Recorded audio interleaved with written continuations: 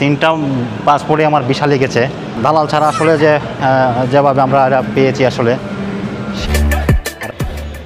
দর্শক, আমরা এখন যমুনা ফিউচার পার্কের যে ভিসা সেন্টারের যে রাস্তাটা, সেই রাস্তাটা ধরে আমরা হাঁটছি। আর আপনাদেরকে দেখাবো যে আসলে 3 দিন আগে যে আমরা এখানে পাসপোর্টগুলো জমা দিয়েছিলাম, আজকে ডেলিভারির ডেট। আমরা এখন ভিতরের দিকে যাচ্ছি। এখন প্রায় 3টা হয়ে গেছে বেলা। খুবই শীঘ্রই একটা আসলে সুসংবাদে দেওয়ার চেষ্টা করব। দেখি আসলে আজকের যে কপালে আমাদের কি আছে, সে পুরো বিস্তারিত ঘটনাটা আমি আসলে ভিসা অ্যাপ্লিকেশন সেন্টারের থেকে আপনাদেরকে জানানোর চেষ্টা করব। কাছাকাছি চলে আসছি।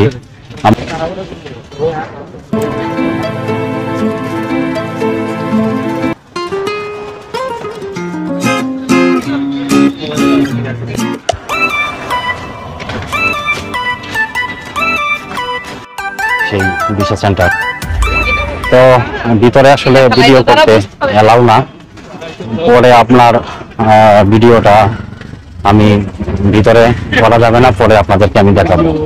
ওইটাই হচ্ছে যে ভিসা অ্যাপ্লিকেশন সেন্টার। এখন আসলে ভিতরে ভিডিও করা ওটা দেওয়া হচ্ছে না। আমরা ভিতরে আইসা পরে আপনাদেরকে দেখানোর চেষ্টা করবো। কি হচ্ছে, চলো। ওই যে রাহি চলে আসছে যমুনা ফিউচার পার্কে আজকে। রাহি ভিসা সেন্টারের সামনে দাঁড়ায় আছে, বড় খুব খুশি, তাই না? রাহি ইন্ডিয়া যাবে, এই জন্য খুব খুশি। আমার ঠিক পিছনেই ভিসা অ্যাপ্লিকেশন সেন্টার। সেই ভিসা অ্যাপ্লিকেশন সেন্টার থেকে বেরিয়ে আসলাম। আর আমার ছেলে আসলে ইন্ডিয়ান ভিসা পাওয়ার পরে আসলে কি অনুভূতিটা একটু আপনাদেরকে দেখাবো, সাথে থাকুন। তো ডক্টর জাটকা বলে মোটু পাতলুতে না, এই যে বেলা খুশি, এই যে বেলা ভিসা অ্যাপ্লিকেশন সেন্টারের সামনে আছে। হ্যাঁ খুশি, বলো। বেলা কয়েকদিনের মধ্যে ইন্ডিয়া যাবে। হ্যাঁ গো ইন্ডিয়া, সেটাই আসলে আপনাদেরকে আজকে পুরো ডিটেলসটা দেখানোর চেষ্টা করব। আপনারা জানেন সাবেক প্রধানমন্ত্রী বেগম শেখ হাসিনা আসলে বাংলাদেশ ছেড়ে যখন ভারতে যাওয়ার পর থেকে আসলে ইন্ডিয়ার ভিসার যে একটা ক্রাইসিস ছিল, যমুনা ফিউচার পার্ক থেকে আসলে বাসার উদ্দেশ্যে বেরিয়ে যাব। জানেন ভিসা সেন্টারটা হচ্ছে আন্ডারগ্রাউন্ডে, বেসমেন্ট 2-তে। তো আমরা বেসমেন্ট 2 থেকে আমরা এখন উপরে আসছি। আমরা কয়েকদিনের মধ্যে ইনশাল্লাহ